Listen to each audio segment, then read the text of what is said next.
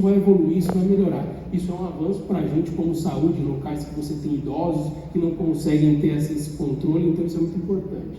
Outra coisa são as bombas de monitorização. Essas bombas de monitorização, elas são inteligentes. O que elas fazem? Você não precisa mais furar o dedo do paciente para fazer uma glicemia capilar. O paciente tem um sensor que fica no abdômen dele. Esse sensor, você escalona quanto que você quer que esteja a glicemia. Se tiver abaixo de 120, me avisa. Esse sensor avisa e você consegue programar uma bomba que já fica acoplada no seu abdômen também, que ele manda uma mensagem para essa bomba e a bomba já aplica a quantidade de insulina que o paciente precisa. Mais uma vez, para idosos, pacientes à noite que fazem cetoacidose, fazem hiperglicemia. Então isso é um outro avanço que já está na nossa vida. O SUS já custeia isso para alguns locais que você tem a necessidade aí real, descrita, e isso já pertence aí à sociedade, já está homologado pela Sociedade de Endocrinologia. E por fim, a monitorização de pacientes. Alguém já deve ter entrado aqui em alguma UTI e cada paciente tem o seu monitor cardíaco. E você tem uma central que fica no posto de enfermagem. Então a enfermagem não precisa ficar 24 horas olhando para o monitor. Você tem uma central que vai te mostrar isso em tempo real, como que está todo o monitor do paciente. Isso é muito importante, isso facilita às vezes até a nossa resposta de fazer um contato com o médico, de estar atento e conseguir analisar o que aconteceu anteriormente. Dentre outras. Pensando em realidade virtual, também é uma tecnologia muito grande. Eu tive um hospital um pouco tempo atrás, que a gente foi conhecer o centro deles de inovação. Eles têm um centro de inovação, que a ideia do centro desse hospital é só desenvolver tecnologias para ajudar na saúde. E a gente conseguiu encontrar um programador de gamer. Ele foi contratado pelo hospital e a função dele era desenvolver aplicativos e realidade virtual para os médicos planejarem a cirurgia. Então, às vezes ele pegava a tomografia, a ressonância do paciente, o médico falava, vou operar o coração. Ele fazia toda uma gamificação disso, o médico colocava no rosto esse óculos de realidade virtual e ele simulava a cirurgia antes para saber as dificuldades possíveis que ele ia precisar. Em 3 meses isso diminuiu nesse hospital a quantidade de materiais em excesso que se usa sem autorização, diminuiu o tempo de internação dos pacientes em cirurgias complexas e diminuiu o custo para o hospital com esses pacientes. Simplesmente através do videogame que a gente sempre pede para os nossos filhos saírem da frente, né? Outra coisa que a gente tem muito importante são os simuladores. Os simuladores hoje eles são extremamente importantes e eles de fato são desenvolvidos para simular os procedimentos. Vou dar um exemplo da área que eu trabalho, da Sociedade de Cardiologia e Hemodinâmica, que hoje já foi homologado por esse departamento aí da cardiologia, que todos os médicos que fazem residência nessa especialidade, no mínimo 20% do tempo de residência dele, ele tem que passar em simuladores, antes de fazer o paciente. Isso é segurança do paciente? Absurda, porque a gente sempre fala, a gente só aprende errando, mas não dá para a gente errar com o paciente. Então, quando a gente pensa em tecnologia em realidade virtual, isso favorece, gera mão, gera destreza para o médico dele conseguir desenvolver e fazer um procedimento muito mais assertivo e quando ele for ao paciente fica muito mais fácil. Para a enfermagem também tem, existem simuladores de pique, existem alguns simuladores para acesso venoso com ultrassom, existem vários simuladores para várias especialidades diferentes. Outro ponto é a robótica. Eu acho que todo mundo já ouviu falar, não sei se todo mundo já viu um robô dentro de um hospital, mas a robótica é uma coisa que cada dia mais chega dentro dos hospitais e isso é um caminho sem volta. Para a gente da enfermagem é complexo, porque você vai para fazer uma cirurgia de um paciente, você precisa ter tudo estéreo, os campos estéreis, nossa preocupação é com o risco de infecção. Imagine você deixar tudo isso estéreo, um monte de braço de robô, um monte de equipamento descartável. Então, isso é mais uma forma de mostrar que se a gente não estiver atento à tecnologia, a gente vai ficar para trás. E aí, só para mostrar para vocês como funciona o robô, não sei se vai passar. Então, basicamente, quando vocês pensam, isso aqui é um robô. Esse robô ele chega perto da maca, da mesa cirúrgica do paciente, tem vários braços esse robô, e esse robô pode ser para várias coisas, para neuro, cirurgia geral e afins. E o médico fica do lado de lá da mesa e ele vai fazendo a cirurgia e vai fazendo os cortes, as suturas, tudo de longe, como se ele estivesse jogando videogame. Então, se você tiver um filho e ele falar que está estudando para ser médico jogando videogame, talvez ele não esteja tão errado assim, certo? Outra coisa que desenvolveu muito é um negócio chamado Big Data Analytics, que são sistemas que a gente usa no nosso dia a dia. O mais comum para a gente dentro do hospital são sistemas informatizados. Hoje a gente aprende no estágio, a gente aprende na escola obrigatoriamente fazer a anotação de enfermagem, a evolução no papel, tudo bonitinho, mas na prática, muitos hospitais hoje já usam sistemas informatizados. Até para eles conseguirem alguns selos de qualidade, eles obrigatoriamente têm que ter os sistemas informatizados. De novo, por conta da segurança do paciente, pela coleta de dados, pela análise que você faz. Em cima disso, depois do sistema informatizado, se melhorou muita coisa na saúde. Vou dar um exemplo de novo aí da minha área da cardiologia. Até muitos anos atrás, o paciente que chegava com dor no peito e ia para o pronto-socorro, ele ia ser atendido e aí tudo era anotado manualmente, ele ia abrir a artéria, ia fazer a medicação para abrir a artéria do coração e afins. Porém, com o sistema informatizado, começou a mostrar lá nos Estados Unidos, há muitos anos atrás, que esse paciente estava morrendo e dentro do hospital porque demorava o atendimento. E foram criados uma série de protocolos que hoje, através da informatização de uma pulseira, muitas vezes que você tem um código de barra, onde o paciente passa, ele bipa e você consegue saber quanto tempo ele demorou na triagem, quanto tempo ele ficou na sala de emergência, quanto tempo demorou para o médico atender, quanto tempo demorou para ele para o hemodinâmico abrir a artéria. Então isso gera ganho de vida ou sobrevida para os pacientes através da tecnologia. Isso já faz parte do nosso dia a dia, isso não muda muito. Alguém já deve ter ido em algum hospital que antes de você ser medicado, você tem uma pulseira, a pessoa bipa o seu braço, bipa o crachá dela e bipa a medicação. Se ela fez a medicação errada, vai mostrar na hora, você não vai conseguir fazer. Mais uma forma de segurança. Então a tecnologia, através de dados de informática e tecnologia da informação, também faz toda a diferença. Impressão de 3D e gamificação, muito comum. Na pandemia, nesse mesmo hospital de inovação, eles começaram a imprimir nas impressoras 3D que eles tinham, uns equipamentos para conectar nos tubos dos pacientes e evitar que disseminasse a doença. Eles fizeram isso lá em escala, compraram várias impressoras 3D e começaram a distribuir isso até para alguns hospitais do SUS. Então, mais uma vez, mostra que a tecnologia está diretamente ligada até coisas novas. Você consegue imprimir algumas partes, não digo do corpo humano, mas a gente já viu em animais, eles imprimem um pedaço de casco de tartaruga, algumas outras coisas, para você conseguir restabelecer aquele local. Acredito que em curto prazo a gente vai conseguir fazer isso para enxerto de crânio, de osso e de algumas outras partes do corpo. E gamificação, uma forma de fisioterapia. Hoje não é raro de você entrar no hospital e o fisioterapeuta está andando com um videogame embaixo do braço. E aí você consegue fazer o tratamento de fisioterapia do paciente com base na movimentação e na mobilização dele através dos videogames.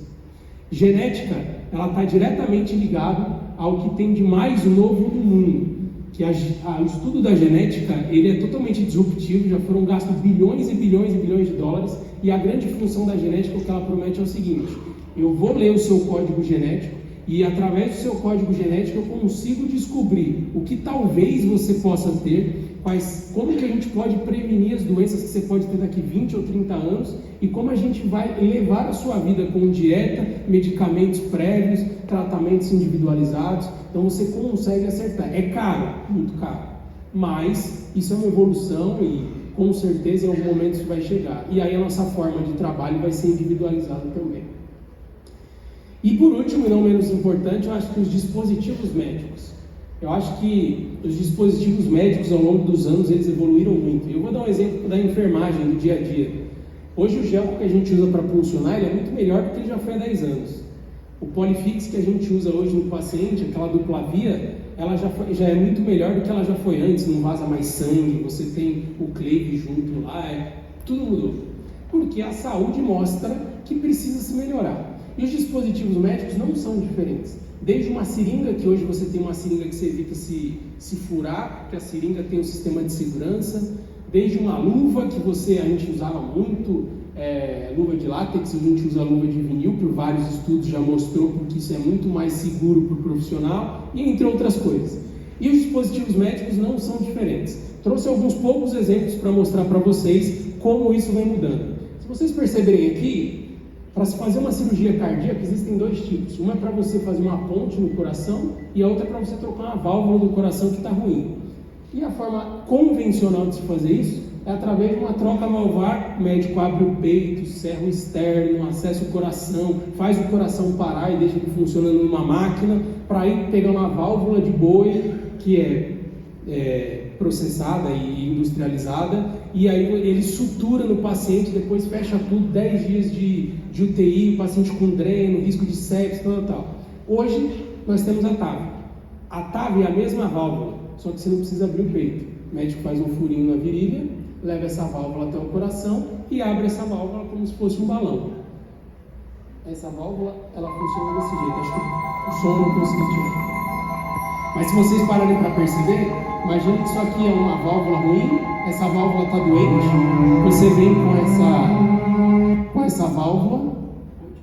Travou?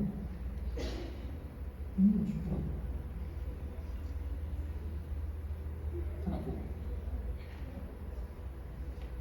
Então você vem com a válvula e quando ela libera a válvula, já está resolvido o problema do paciente, a válvula anterior fica esmagada aqui na lateral do próprio corpo dele e a válvula mecânica volta a funcionar. Tempo de internação desse paciente, 2 dias. O paciente faz o procedimento acordado, fica 12 horas na UTI, 36 na unidade de internação e vai para casa.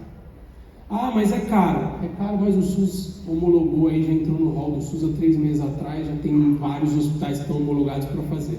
Tecnologia. Será que a forma da gente, enfermagem, cuidar desse paciente é igual a gente cuida desse?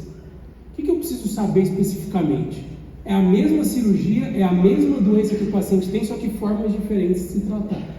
Outro exemplo que a gente tem, não estou conseguindo passar aqui, se consegue. Outro exemplo que a gente tem é um procedimento novo que chegou no Brasil há cerca de 4 anos atrás, muito pouco divulgado, que chama-se denervação renal. A função desse procedimento é fazer com que a pressão arterial de um paciente, que é sempre alta, diminua. O que se faz? Nós temos alguns nervos que passam em volta do nosso rim, entra um catéter e por uma ablação ele queima, ele cauteriza esses nervos que estão em volta do nosso rim e diminui a pressão arterial. Como a gente cuida desse paciente no pós-operatório? É um paciente que toma 10, 15 ml por dia e não melhora a pressão. Esse paciente tem risco de AVC, risco de infarto, risco de aneurisma de aorta, milhares de insuficiência renal. Esse paciente é um paciente crítico, às vezes o médico não sabe o que fazer e você tem novas tecnologias para isso. Outro exemplo é o menor marca-passo do mundo. Esse menor marca-passo do mundo, ele já existe no Brasil há mais ou menos uns 6 meses atrás. O marca-passo que todo mundo já deve ter visto na vida é um marca-passo que ela parece uma bolacha grande, que fica aqui, o médico faz uma loja, coloca embaixo da pele e um fio vai dentro do coração. O paciente tem várias restrições. Esse paciente, dependendo de como for, ele não pode mexer muito o braço, senão pode deslocar e afins. E hoje existe no mercado um marca-passo que ele é do tamanho de um comprimido. Como se coloca esse marca-passo? Faz um furinho na virilha, leva ele dentro do coração, libera o marca-passo lá e o paciente leva a vida normal, sem corte, sem nada, vai de alta no dia seguinte. É caro? Hoje é caro, porque é uma tecnologia nova, mas daqui a alguns anos não vai ser mais tão caro assim e é muito disruptivo. Como a gente cuida desse paciente? Também não sei. Talvez a gente vai saber conforme isso vai desenvolvendo ao longo da nossa profissão. Por fim, a gente tem um outro negócio que chama estimulação cerebral profunda. Pacientes que têm Parkinson, que tem ou rigidez de membro, ou ele tem muito tremor, existe um sensor que a gente consegue colocar dentro do cérebro do paciente, e esse sensor, quando ele é ativado, ele é como se fosse um marca-passo, ele vai mandando ondas elétricas para fazer com que o paciente pare de tremer. E muitas vezes esse paciente precisa fazer uma cirurgia acordado, porque o médico precisa saber se o eletrodo está no lugar certo. Então imagine para a gente, da enfermagem, que loucura você trabalhar no centro cirúrgico, um paciente que precisa fazer uma cirurgia na cabeça, tem um alto risco de infecção, e você ter que levar um violão para ele tocar no meio da cirurgia para ver se está tudo certo. Isso é muito comum. Senhoras que costuram, eles levam a linha e a agulha para elas costurarem, porque o médico precisa saber se o eletrodo está no lugar correto. Isso é uma forma diferente de fazer cirurgia? Imagina 10 anos atrás você falar que ia levar ia fazer uma cirurgia na cabeça com um paciente acordado e tocando violão e o risco de infecção. Então, pensando em dispositivos, algumas coisas são muito disruptivas, e aí eu acho que o mais importante é a gente pensar, entendendo tudo isso de tecnologia, o que a gente, profissional da saúde, precisa saber? Será que a gente vai ser substituído por robô? Será que a gente vai ter que fazer alguma coisa diferente ou não? E aí eu acho muito difícil a gente falar de tecnologia se a gente não falar de profissional. Porque, sinceramente, a tecnologia é introduzida na nossa vida. Agora, o profissional ele também vai levando a forma de como ele vai entender e como ele vai levar a profissão dele. Exemplo, há anos atrás era absolutamente proibido você levar um celular para a escola. Hoje em dia a gente usa o celular, o aluno baixar um aplicativo para a gente fazer uma aula junto ou mostrar um vídeo na internet. Então, isso são coisas que fazem parte do nosso dia a dia. E aí, pensando em profissional, eu queria mostrar um vídeo para vocês que nós da enfermagem somos bem divididos. Nós temos as pessoas que são mais velhas e as pessoas que são mais jovens. Os mais jovens é muito fácil, já nasceu na era digital. A gente que é um pouquinho anterior, a gente tem algumas poucas dificuldades com alguns aplicativos, às vezes no sistema operacional de um computador, mas eu queria mostrar para vocês que os próximos concorrentes de vocês na enfermagem já nascem desse jeito. Essa menininha é sobrinha de uma amiga minha. Você consegue subir o som aí, só para mostrar o...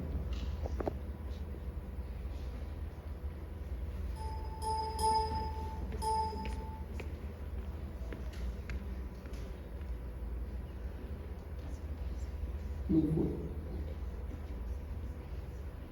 Conflito de gerações.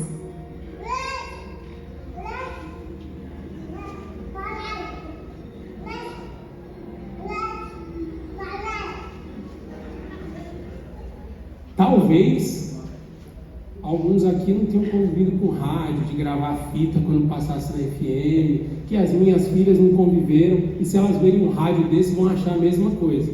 Mas para a gente da enfermagem, que já está um tempo a mais, é muito difícil você trocar aquela caneta por um computador e fazer tudo no sistema. É muito difícil você ir na porta da farmácia e o auxiliar da farmácia falar: cadê o pedido? Você já fez no sistema? Você de matar, mas a tecnologia faz parte por vários motivos. Recurso de glosa, diminuição de perda de resíduos e uma série de outras coisas. E aí, quando a gente pensa nisso, pensando no profissional, eu peguei alguns dados do Fórum Econômico Mundial, que ele trouxe algumas coisas que são importantes que vale a pena a gente pensar sobre o profissional e não especificamente sobre a tecnologia, mas causas da tecnologia na nossa vida. Primeiro nos próximos 20 anos, 47% das profissões que existem hoje não vão existir mais. Daqui, 23% das ocupações que nós temos hoje, até 2027 vão ser alteradas, e muitas delas já estão sendo. Exemplo, operadora de caixa. Você não tem o autoatendimento no caixa? Você vai numa loja, você mesmo passa a roupa, você faz tudo. Então, dessas profissões, muitas estão mudando. E novas estão surgindo. Eu descobri há um tempo atrás que eu tenho um pai de um amigo que ele é reposicionador de bicicleta alugável. De madrugada ele vai com o caminhão dele, passa um mapa para ele recolhe tantas bicicletas e leva para um lugar que tem que ser para a pessoa pegar no aplicativo e recolher a bicicleta. Profissões que não existiam, que hoje existem. Uber, entregador de iFood e várias outras delas. Outro problema que a gente tem associado: 65% dos alunos que estão no ensino básico hoje, eles vão trabalhar numa coisa que ainda nem existe. Então, se você perguntar para sua filha o que ela quer ser quando crescer, e ela falar não sei, pode ter certeza que talvez o emprego dela ainda nem surgiu. Faz parte. Durante sua carreira, você vai ter no mínimo 5 profissões. E alguns de nós já tivemos essas 5 e até algumas outras mais. E às vezes você vai ter 5 profissões dentro da sua própria profissão. Você vai ter uma sua profissão base e dentro dela você vai ter outros caminhos para você seguir. E também fala que o profissional do futuro, para ele se manter vivo no mercado de trabalho e não perder seu posto para os robôs ou a tecnologia, ele precisa ter 10 habilidades básicas. E graças a Deus, essas 10 habilidades, nenhuma delas depende de robô, só nós temos isso. Uma delas é a resolução de problemas, pensamento crítico, criatividade, liderança, trabalho em equipe e muitas outras que nós já temos e precisaremos desenvolver. Aí você vai falar assim: mas eu estou fazendo enfermagem, auxiliar e técnico, eu nunca vou ser gestor de pessoas. Lógico que vai. Quando você entra no quarto, tem 10 pessoas da família, você não tem que gerir aquela galera toda, Você não tem que, de alguma certa forma, explicar como vai funcionar?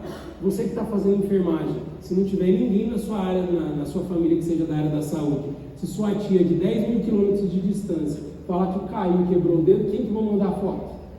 Você tem que gerir pessoas, você tem que gerir aflições, você tem que gerir frustrações, ansiedades, então faz parte do nosso dia. E graças a Deus, por enquanto, nenhum robô vai conseguir fazer isso. E tem um cara muito importante dos Estados Unidos que ele fala a seguinte frase, que eu acho que é genial, eu uso muito ela no meu dia, que é: o analfabeto do século XXI, ele não será aquele que consegue ler e escrever, mas vai ser aquele que não consegue aprender, a desaprender e reaprender. Básico da nossa tecnologia. De novo, minhas filhas em casa, todo dia eu aprendo uma coisa nova. Todo dia eu descubro um aplicativo novo, todo dia ela me ensina a usar um TikTok que eu não sabia, ela me ensina uma funcionalidade nova de um aplicativo que eu não sabia. Isso faz parte. Se a gente se fechar e falar, não, eu já estou na enfermagem há 30 anos, eu sei tudo de enfermagem, a comodidade vai te levar ao fracasso, você não tenha dúvida alguma. Então, quando a gente pensa em tudo isso, em tecnologia, quando a gente pensa no profissional do futuro e a gente pensa na nossa profissão, e a enfermagem? O que a gente precisa fazer para que a gente se mantenha vivo no mercado de trabalho? O básico todo mundo parte do princípio, as empresas, os recrutadores, os hospitais e afins, que você sabe muito bem a teoria e a prática. Você já aprendeu e você não precisa mais mostrar numa prova de um hospital hoje, descreva os 25 materiais para uma passagem de sonda vesical. Não tem mais isso. Todo mundo parte do princípio que você já sabe disso. O que você precisa ter além disso, que o básico todo mundo tem. Sei quantos de vocês aqui são estudantes, mas suponhamos que tenho 70 vagas, 70 pessoas aqui que estão no mesmo nível aí de aprendizado e abre uma vaga de emprego no hospital. Os 70, em tese, com os mesmos professores e tudo, saberia a mesma coisa. O que você tem de diferente? Hoje o mercado está cheio de gente igual. O que você pode fazer de diferente? E aí, óbvio que não é uma regra, mas talvez seja um ponto importante que a gente tem que lembrar, para quem é velho de enfermagem, lembra disso. Caneta azul e vermelha, que os novos nem conhecem. Quem era do plantão de dia fazia o relatório de caneta azul e quem era do plantão noturno, caneta vermelha. E se você fizesse errado, você tomava advertência. A nossa vida mudou disso para o sistema informatizado. Como é que você hoje fala que você não gosta de computador e você não quer aprender a fazer uma digitação, a mexer no Word? Não tem como. Faz parte do seu dia. Você não vai trabalhar na enfermagem. A gente mudou disso naquelas letras horríveis de médico que nem ele entendia, com risco de fazer medicação errada no paciente, para isso aqui. A gente tem prescrição organizada, sistematizada e fácil de conseguir acompanhar. Então, em tese, a nossa profissão está mudando. E não só a nossa profissão, mas a forma de buscar emprego também está mudando. Alguém já ouviu falar do LinkedIn? Se você é um profissional que está procurando emprego, você não tem LinkedIn, você já está 50 pessoas atrás da fila, atrás do emprego. Hoje as pessoas te buscam pelo LinkedIn. Hoje existem headhunters, é uma profissão que são pessoas que chamam caça-talentos. Ele vai atrás de você no LinkedIn, ele manda contato, ele fala que tem uma vaga que você faz parte do perfil. Você não precisa mais procurar um emprego. O emprego te procura, desde que você esteja disposto a mostrar para todo mundo que você está procurando um emprego. E outra forma é a seleção. Antigamente, qual era a regra? Vou fazer uma entrevista, 50 pessoas na fila, passava com a psicóloga, você ficava conversando com a pessoa do lado, fazia amizade. Hoje em dia você faz uma entrevista por vídeo. Hoje você faz uma dinâmica por vídeo. Então, a forma de buscar emprego também mudou. Isso afeta a enfermagem? Muito. Você está procurando um emprego, você não tem um LinkedIn. Você não atualiza suas informações. E você não tem uma rede social, que ela pode ser acessível a todos. Aí gera uma grande discussão. Se eu ouvi muito, mas minha rede social é minha vida privada. Até a página 2. Se uma empresa está te procurando, ela não está só te procurando como profissional. A empresa não contrata só um profissional, ela contrata uma pessoa. Em tese, ela quer saber se o propósito dela vai de encontro com o seu propósito. Isso é básico. Sua rede social, se for aberta, a empresa vai olhar, você não tenha dúvida. E por fim, o que eu acho?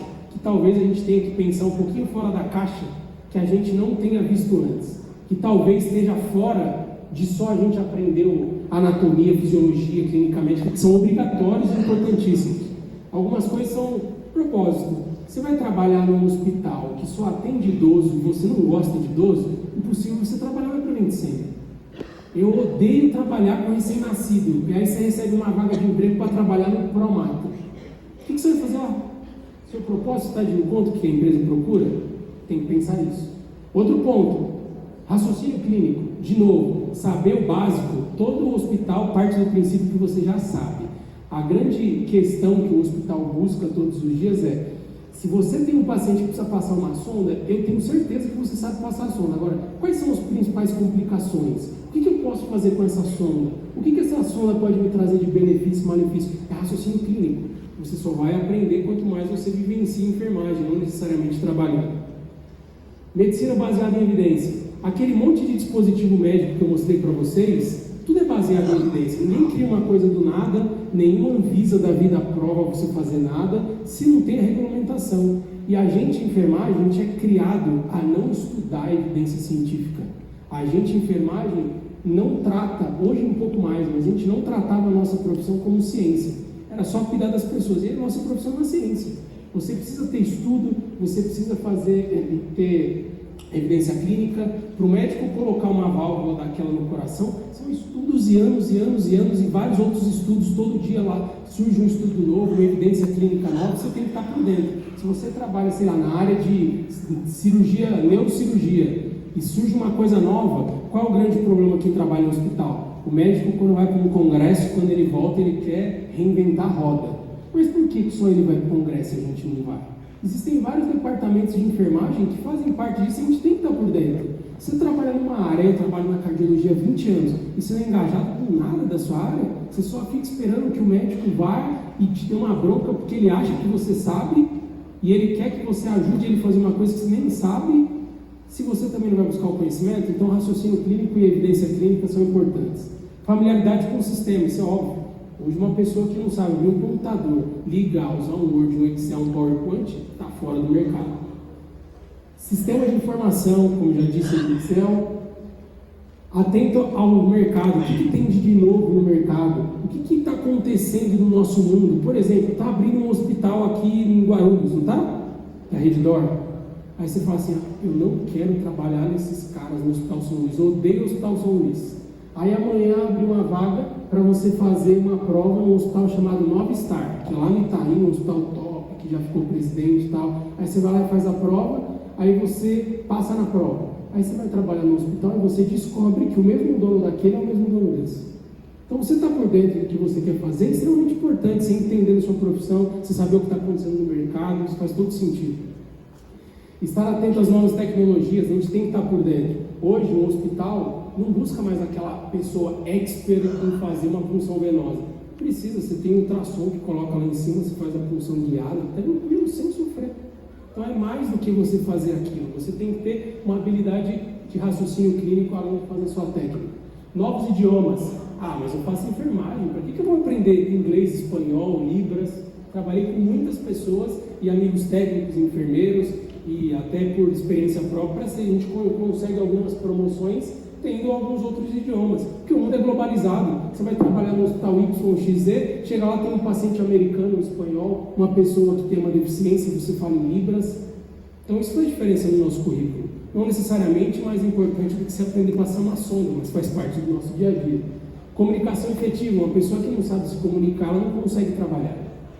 E, último slide, prometo. Quando a gente pensa em alguns pontos que valem a pena a gente ficar esperto na nossa profissão, o primeiro é pirâmide populacional. Vocês sabiam que o Brasil está virando um país mais de velho do que de jovem? Será que o futuro não vai ser trabalhar com idoso? Você está afim? Você está disposto? Será que você não pode dar um passo na frente disso para chegar lá? Um ponto de se pensar. Modelo de saúde verticalizado. Hoje, vou te falar que 80% dos hospitais, aí 60% dos hospitais privados que você pode trabalhar no Brasil são verticalizados, estão na mão de 5 ou 6 grandes redes de hospitais. Reddor, Amil, Notre Dame, Prevent Senior. Você está por dentro disso que está acontecendo? Isso vai afetar você de alguma forma? Quem mora em São Paulo, muito. Os maiores polos aí dessa verticalização dos hospitais estão aqui. Entender sobre evidências clínicas, que a gente já disse. Administração de serviço público. Eu odeio hospital privado, vou trabalhar no hospital público. Beleza. Aí você chega para trabalhar no hospital, que quem administra? Rede São Camilo. você vai ter as mesmas cobranças, você vai ter o mesmo processo que você teria no hospital privado. Então, os hospitais públicos, alguns deles também estão sendo administrados por outras formas aí de trabalho, de gestão e afins. Tendência do mercado de saúde, o que está mudando, o que está acontecendo novo, o que os hospitais estão fazendo, operadora de saúde sendo comprada por convênio, será que isso vai beneficiar a minha empresa ou não? Eu não quero saber de economia, mas você precisa saber da sua profissão, isso faz parte. Isso a tecnologia mostra para a gente através do aplicativo, do celular e afins. E por fim, você entender que a enfermagem tem várias áreas e que a gente pode trabalhar em várias coisas. E se a gente souber usar a enfermagem a nosso favor, para que a gente consiga, com a tecnologia, ajudar e salvar mais pessoas, a gente vai estar num caminho muito além que as pessoas ainda não estão tão ligadas. Se atentem às tecnologias, saibam o básico e usem o que vocês saibam junto com a tecnologia, que vai ser o próximo caminho para tudo. E aí, a última pergunta que eu queria fazer para vocês, não precisa responder, é: como que você usa a tecnologia? Você está usando ela como a sua aliada ou a sua inimiga? Obrigado.